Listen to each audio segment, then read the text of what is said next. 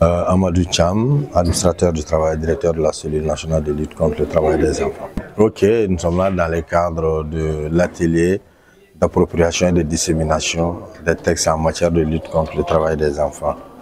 Une opportunité pour sensibiliser, informer et mobiliser l'ensemble des acteurs concernés par la lutte contre le travail des enfants. L'activité est organisée par le ministère du Travail grâce à la collaboration entre la cellule nationale de lutte contre le travail des enfants et le projet JOFA Act. Beaucoup de modules, d'abord le premier module abordé va concerner la compréhension.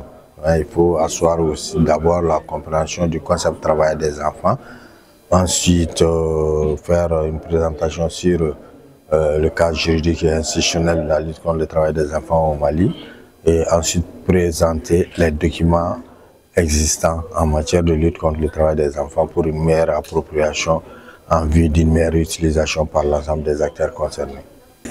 Oui, bien sûr, il y a des avancées, puis c'est la première enquête nationale réalisée par notre pays, c'était en 2005, on dénombrait à peu près 4 millions d'enfants travailleurs. À la date d'aujourd'hui, l'enquête est réalisée par l'INSAT en 2020 avec la collaboration du BIT, dont les résultats ont été promulgués en 2022.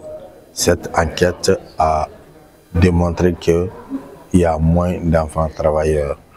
Et c'est de près de 4 millions, on est arrivé à près de 2 millions. Donc ça veut dire qu'il y a eu vraiment un résultat positif grâce aux efforts menés par l'ensemble des acteurs sur le terrain.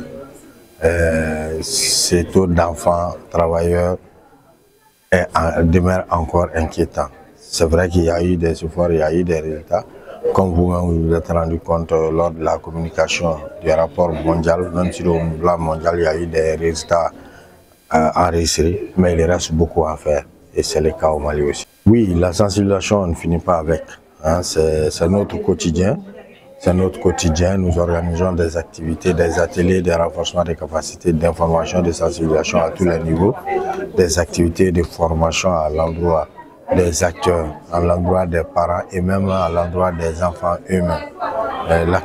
Toute activité qu'on organise, on associe toutes les couches de la société. C'est pour mieux les informer, mieux les outiller afin qu'ils puissent vraiment s'engager et jouer pleinement leur rôle dans le combat.